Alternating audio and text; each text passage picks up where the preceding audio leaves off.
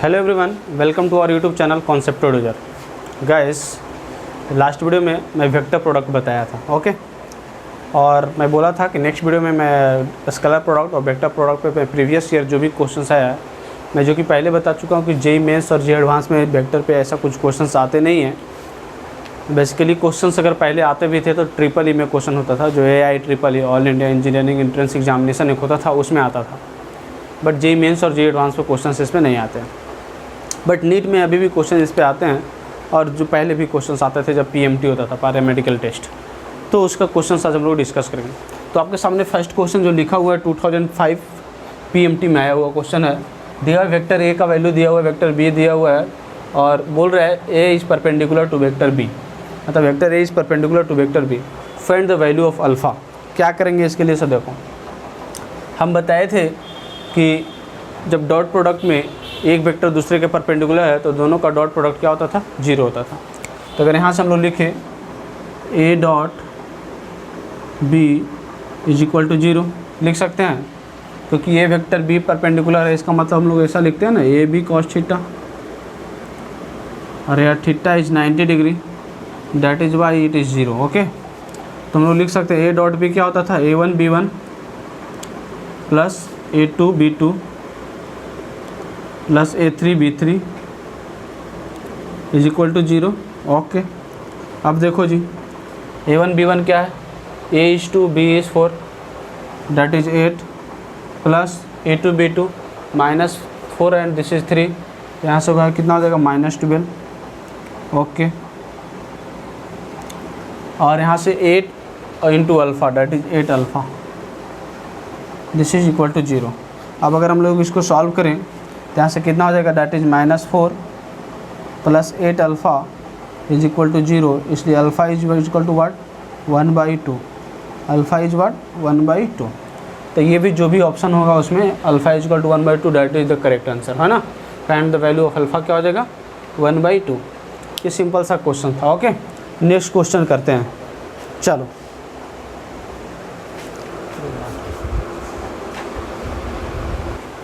Okay, next question देखो आपके सामने पड़ा हुआ है। नेक्स्ट क्वेश्चन एक्चुअली कहीं पे पूछा नहीं गया है, बट मैं इस क्वेश्चन को इसलिए करवा रहा हूँ ताकि कुछ बच्चे का क्वेश्चन रहे कि सर अगर ए परपेंडिकुलर बी था, अगर vector A is perpendicular to vector B था तो हम लोग ए डॉट बी किए। बट अगर बोला है कि A is parallel to vector B, तब अगर कोई वेक्टर का अगर लिखना है वैल्यू तो कैसे हम लोग निकालेंगे? तो इस केस में देखो एक्चुअली क्या है, जब परपेंडिकुलर वेक्टर रहे तो डॉट प्रोडक्ट को 0 करो, और जब पैरेलल वेक्टर रहे तो क्रॉस प्रोडक्ट को 0 करो। तो यहाँ पे हम लोग ये कर सकते हैं क्या कि जब एक वेक्टर दूसरे से पैरेलल है, इसका मतलब दोनों वेक्टर के बीच में एंगल 0 है, तो डॉट क्रॉस प्रोडक्ट क्या हो जाता है? ए क्रॉस बी क्या हो जाएगा? ए क्रॉस बी का मैग्नीट्यूड क्या हो जाएगा? 0 हो जाएगा, होगा कि नहीं होगा? तब इसको ए क्रॉस बी का हम लोग लिखने के लिए बोलते थे डिटर्मिनेंट मेथड, आई कैप, जे कैप और के कैप, है ना। आई कैप का कोफिशिएंट लिख दो 2, 3, -1, यहाँ से क्या आ जाएगा? 4, -6 एंड दिस इज लेमडा। अब इसको सॉल्व करके क्या करना है? 0 सॉल्व करते हैं भाई। देखो क्या लिखेंगे इसको, आई को फर्स्ट रो फर्स्ट कॉलम, इसका ये दोनों ये एलिमेंट लेंगे, है ना, इस एलिमेंट को लेंगे। चलो, तो क्या लिख देंगे? 3 lambda minus minus that is plus, and hence it is minus, that is -6 I cap, okay. फिर इसको करो तो क्या करेंगे भाई? जे को लेंगे तो that is minus of what? Minus of, इसको लेंगे तो क्या करेंगे बताओ? ये हो जाएगा, क्या हो जाएगा? 2 लेमडा, ओके, 2 लेमडा हो जाएगा, और क्या होगा? Minus of 4, minus minus plus 4 हो जाएगा, है ना, that is J cap, okay. And यहाँ पे के कैप का क्या हो जाएगा बताओ? के कैप का वैल्यू हो जाएगा, के कैप का वैल्यू हो जाएगा प्लस ऑफ, के कैप को करेंगे तो -12 एंड -12 दैट इज -24 के कैप। तो ये एक जो वेक्टर आया है, ये जो रिजल्टेंट एक वेक्टर है, इसका मैग्नीट्यूड क्या होना चाहिए? 0 होना चाहिए। तो अब इसका मैग्नीट्यूड 0 के लिए क्या करेंगे बताओ? ए क्रॉस बी का तो हम लोग मैग्नीट्यूड क्या करने वाले हैं? हम लोग 0 करने वाले हैं। तो कर दो, तो लिखेंगे 3 लेमडा -6 3 लेमडा माइनस 6 का होल स्क्वायर प्लस क्या करेंगे, दैट इज़ 2 लेमडा प्लस 4 का होल स्क्वायर और दैट इज़ -24 का होल स्क्वायर। ये क्या होना चाहिए, 0 होना चाहिए। ये बेसिकली ये 0 होना चाहिए, मैग्नीट्यूड क्या होना चाहिए, 0 होना चाहिए, है ना। तो ये 0 होना चाहिए। तो इसको अगर हम लोग निकाल कैलकुलेट करेंगे तो क्या करेंगे बताओ, 3 लेमडा माइनस 6 का whole square plus 2 lambda plus 4 का होल स्क्वायर, यहाँ से -24 का स्क्वायर। ओके, अब इसको हम लोग सॉल्व करके लेमडा का वैल्यू जो होगा निकाल लेंगे, है ना। तो एक सिंपल से क्वाड्रेटिक इक्वेशन बनेगा, इसको आप लोग सॉल्व करके यहाँ से सॉल्यूशन कर लेना, ठीक है। चलो नेक्स्ट क्वेश्चन हम लोग देखते हैं, ठीक है। हाँ, तो नेक्स्ट क्वेश्चन आपके पास सामने में पड़ा हुआ है। ये क्वेश्चन AI जब होता था तब पूछा गया है ना, बहुत पहले का। तो देखो इस क्वेश्चन में बेसिकली क्या है, लास्ट क्लास में मैं बताया था application of dot product and cross product. तो ये बेसिकली देखो ये एप्लीकेशन ऑफ डॉट प्रोडक्ट पे बेस्ड है, दैट इज़ वर्क डन पूछा है, फोर्स और डिस्प्लेसमेंट दे रखा है। अगर यहाँ से अगर हम लोग देखें तो बोल रखा है कि फोर्स बोल रहा है body acted upon by a force of 50 newton is displaced through a distance of 10 metre in direction making an angle 60 degree with the force, find the work done. अगर देखें तो डिस्प्लेसमेंट, मान लो कोई ऑब्जेक्ट ऐसा है, ठीक है, तो ऑब्जेक्ट का डिस्प्लेसमेंट जो हो रहा है, मान लो दिस इज ds वेक्टर, और मान लो फोर्स जो लग रहा है इस डायरेक्शन में, ठीक है, ये दोनों के बीच के एंगल दे रखा है 60 डिग्री। तो बोल रहा है वर्क डन, तो बताया था हम लोग work done is equal to F dot ds, है ना। बताया था डॉट प्रोडक्ट का जो सबसे ज़्यादा यूज़ होता है यहाँ पे यूज़ होता है डॉट प्रोडक्ट का। तो F dot ds is equal to क्या लिखेंगे हम लोग, F डॉट ds को क्या लिखेंगे, F ds कॉस थीटा।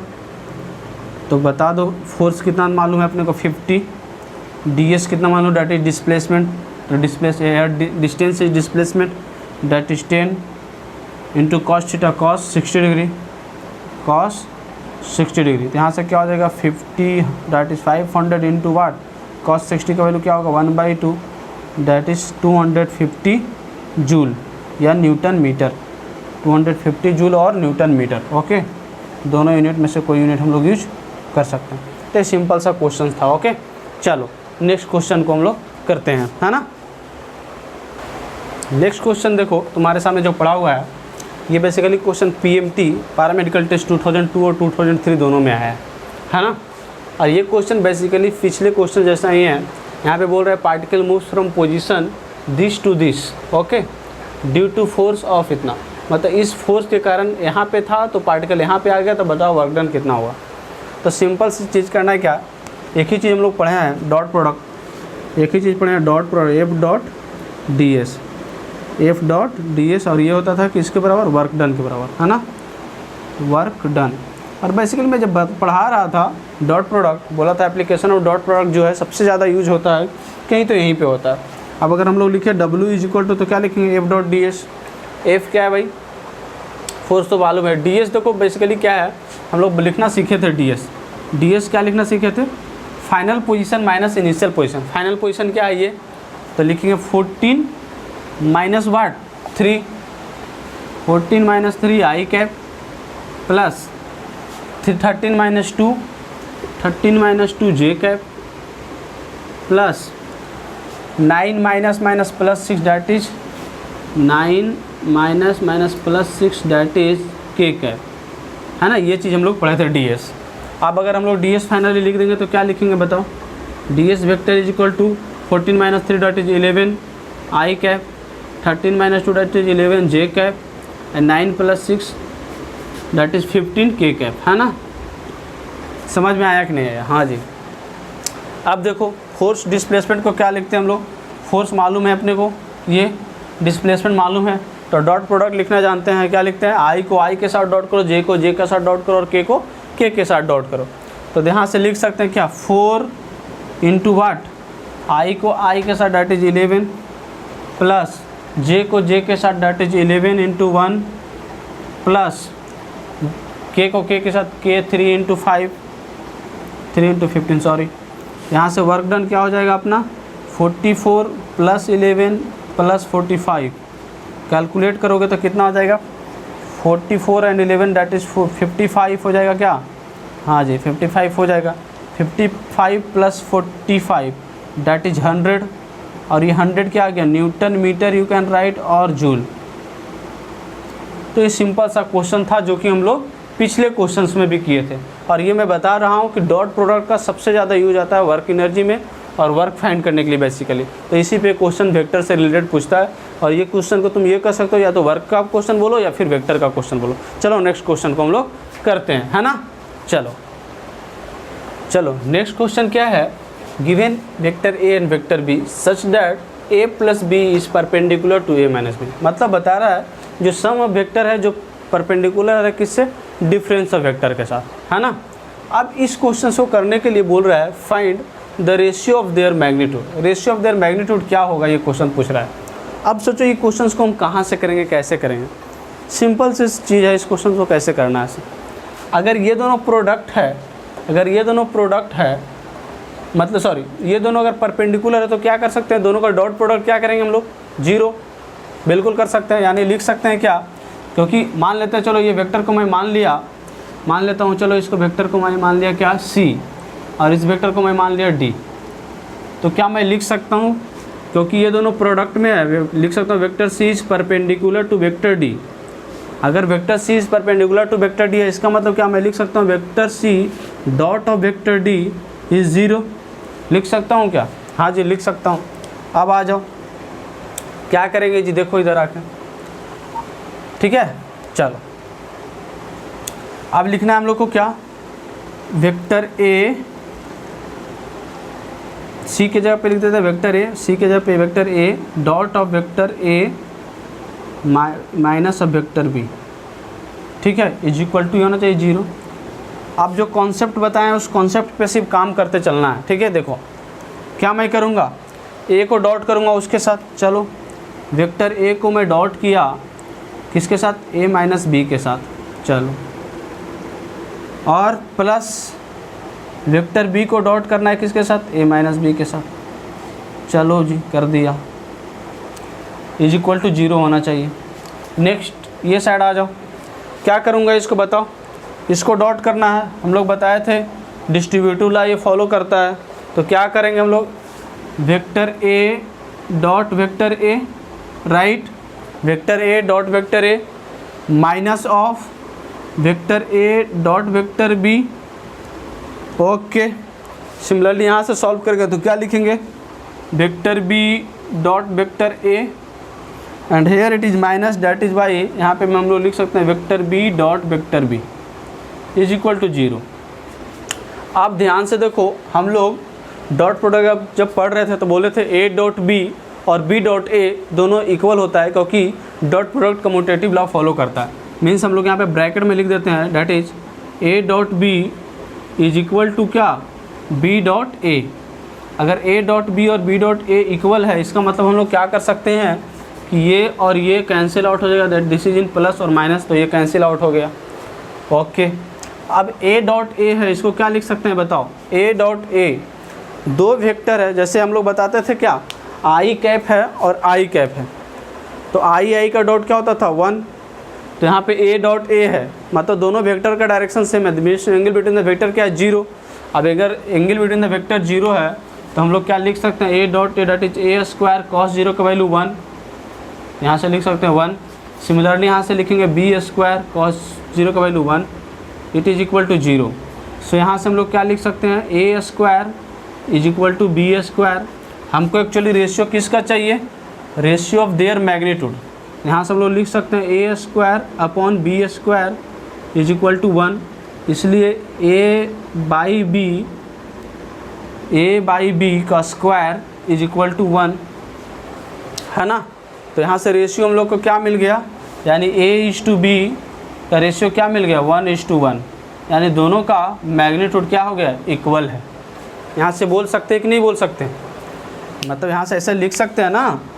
एक चीज़ देख लो, A/B का whole square is equal to 1 का स्क्वायर हम लोग लिख सकते हैं, तो A/B इज इक्वल टू 1:1 हम लोग लिखेंगे। तो ये फाइनली इसका आंसर है ना। चलो अब हम लोग नेक्स्ट क्वेश्चन में पढ़ते हैं, डेट इज क्वेश्चन नंबर 6 पे पढ़ते हैं। ओके, अब देखो यहाँ पे जो नेक्स्ट क्वेश्चन जो दिया हुआ है, बेसिकली ये क्वेश्चन पूछा गया PMT 1991 और 2005 में, मतलब ये क्वेश्चन 2 बार पूछा जा चुका है। बोल रहा है the angle between the vector A and vector B is theta, then value of triple product, this is triple product A dot B cross C is.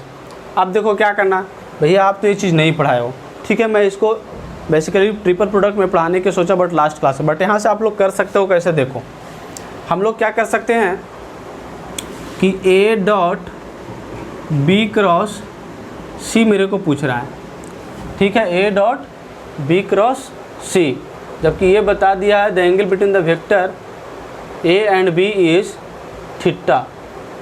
एक मिनट, इस क्वेश्चन में सी है या फिर कोई और वेक्टर है, लेट मी चेक वंस।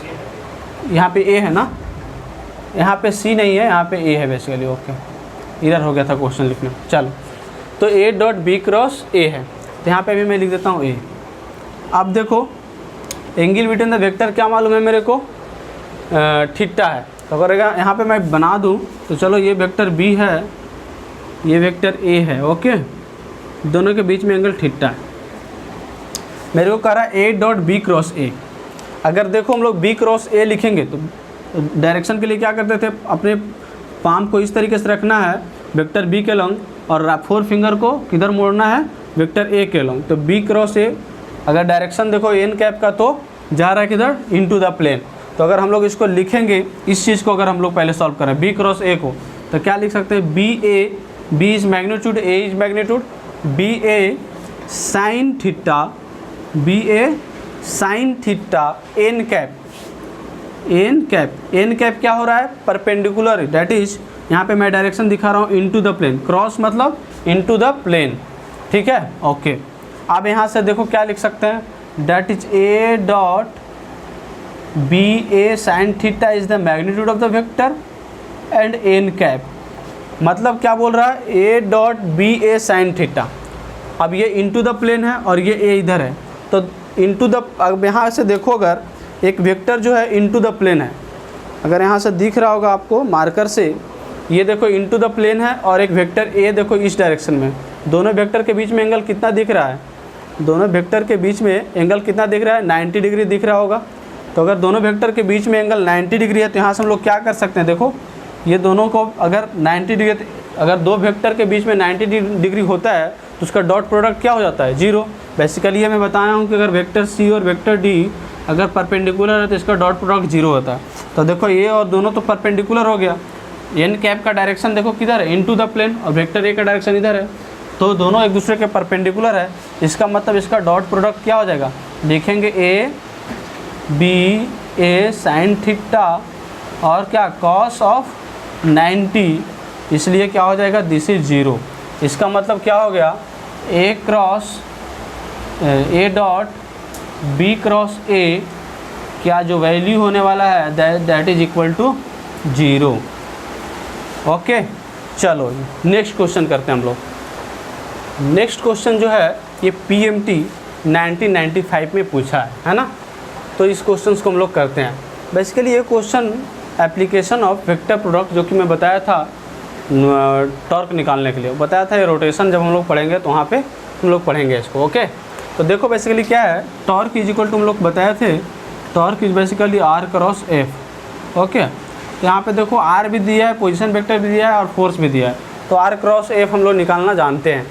तो बेसिकली आर क्रॉस एफ के लिए क्या करोगे बताओ, हम लोग जानते थे आई कैप, जे कैप और के कैप, लिख दो भाई 2 -3 4, और ये क्या हो, सॉरी वो एफ हो जाए ना, आर का लिखो ना, 3 2 3 और 2 -3 और 4।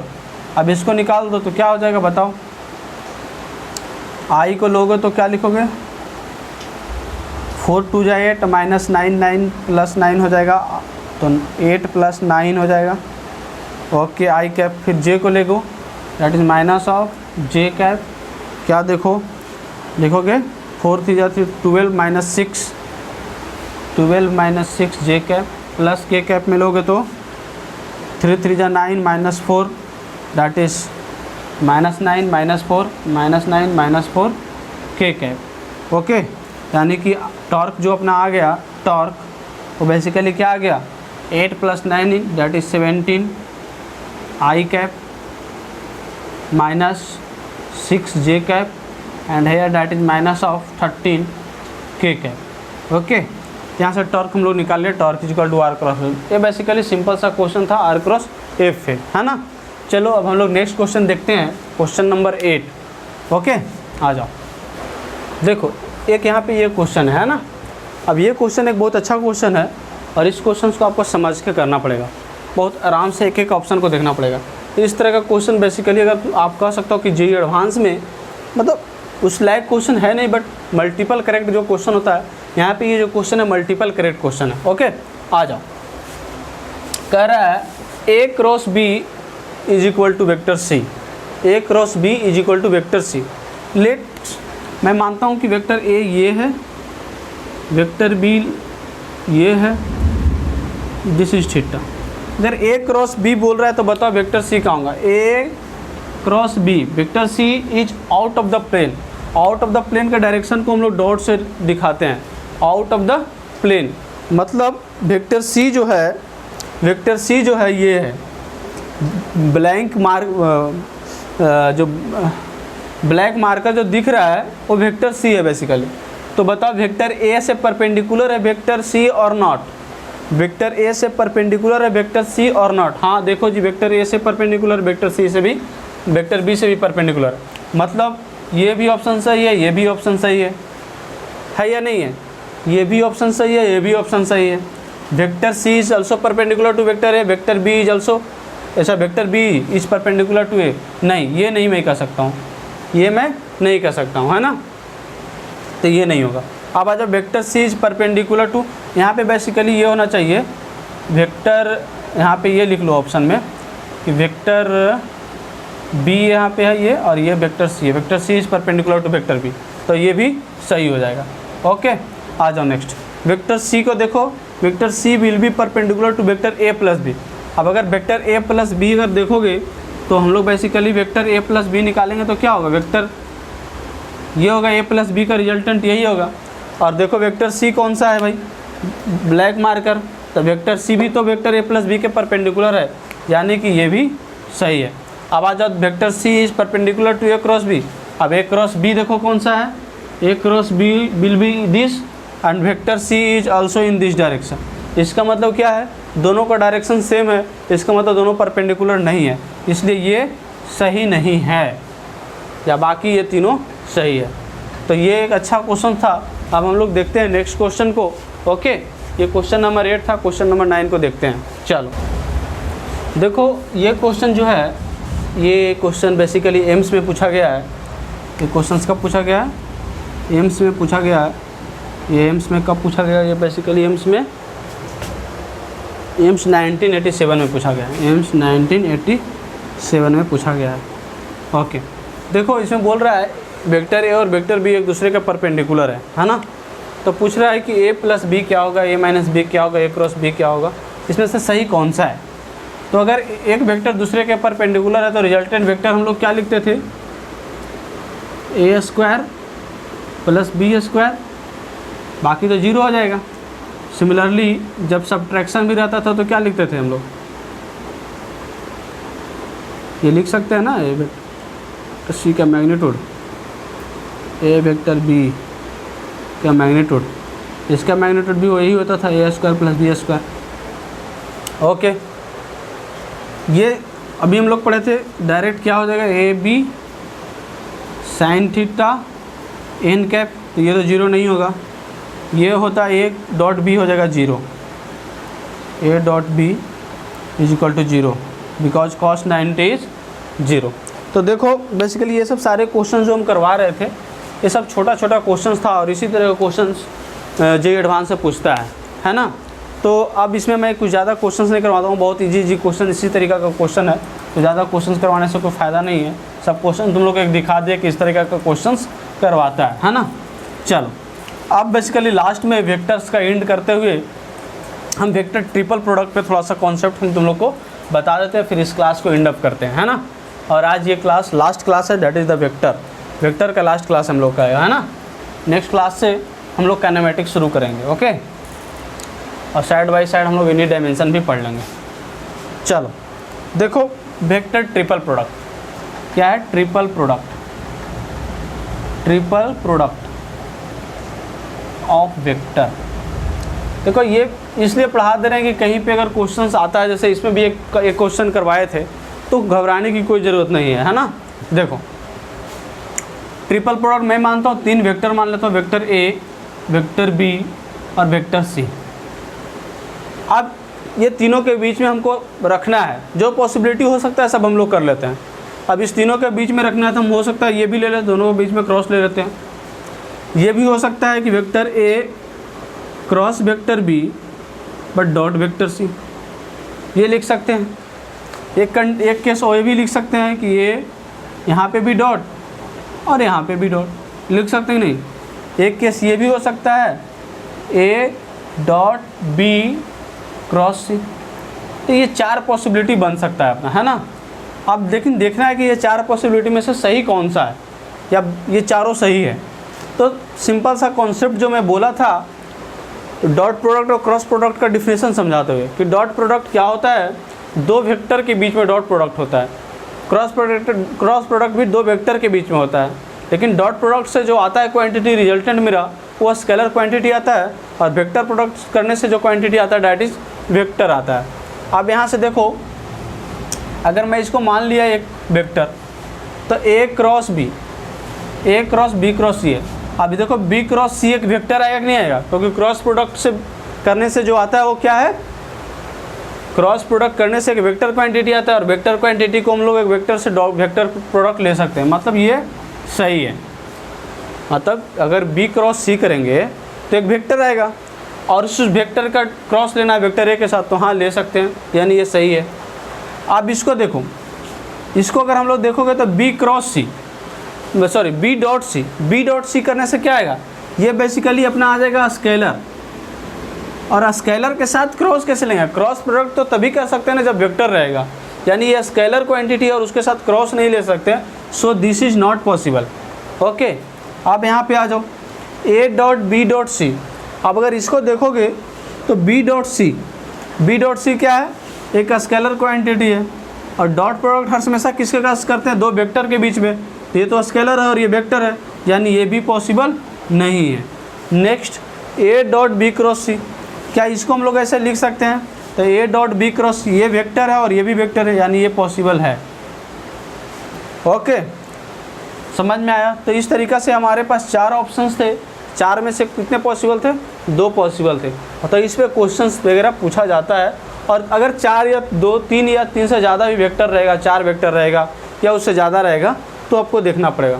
अब कुछ बच्चे यहाँ पे कन्फ्यूजन में ये आता है कि A dot B dot C है, तो ये अगर डॉट करते हैं तो कुछ स्केलर क्वांटिटी आता है, तो क्या स्केलर क्वांटिटी को हम लोग वेक्टर से मल्टीप्लाई नहीं करते हैं? तो वेक्टर स्केलर क्वांटिटी से वेक्टर से मल्टीप्लिकेशन तो करते हैं, बट डॉट प्रोडक्ट नहीं करते हैं। Multiplication of a constant number with vector करते हैं। फॉर एग्जांपल जैसे हम लोग पढ़ाए थे कि मान लो वेक्टर एक वेक्टर है ए, जिसका मान लो 3 मीटर ईस्ट है, इसका 3 मीटर मैग्नीट्यूड है और उसका ईस्ट डायरेक्शन है। अगर हम लोग इससे मल्टीप्लाई कर दे, लिख दे 2a, it means what 6 metre हो जाएगा, लेकिन ईस्ट डायरेक्शन रहेगा। तो हम लोग इस तरीक़ा से 2 मल्टीप्लाई कर सकते हैं, बट डॉट प्रोडक्ट हम लोग नहीं कर सकते, इसलिए ये पॉसिबल नहीं हो सकता है ना। चलो अच्छा, अब ये कह सकता है कि सर हम अगर इसको ये नहीं लिखे और ये लिख दें हम लोग, क्या ये पॉसिबल है? तो यही वाला केस तो है। देखो ए डॉट बी क्या इसके साथ हो सकता है? ना, नहीं, ये नहीं पॉसिबल है। तो हर हमेशा ध्यान रखना क्या, कि पॉसिबल ये तभी होगा जब ये दोनों एक साथ रहेंगे, है ना। तो ए डॉट बी क्रॉस सी, तो इस पर क्वेश्चंस पूछा जाता है, तो इसको सिर्फ ध्यान रखना कि जब भी डॉट 2 प्रोडक्ट या फिर क्रॉस प्रोडक्ट हम लोग करते हैं तो 2 वेक्टर के बीच में ही होगा, कोई स्केलर और वेक्टर के बीच में क्रॉस प्रोडक्ट या डॉट प्रोडक्ट नहीं हो सकता है ना। तो चलो आज की क्लास हम लोग यहीं समाप्त करते हैं, और the end of vector. Next class हम लोग काइनेमेटिक्स शुरू करेंगे, और साइड बाय साइड हम लोग क्या बोले, यूनिट एंड डायमेंशन भी पढ़ लेंगे। तो चलो आज की क्लास हम लोग यहीं पे स्टॉप करते हैं। Okay, tata and bye bye, keep smiling and keep studying.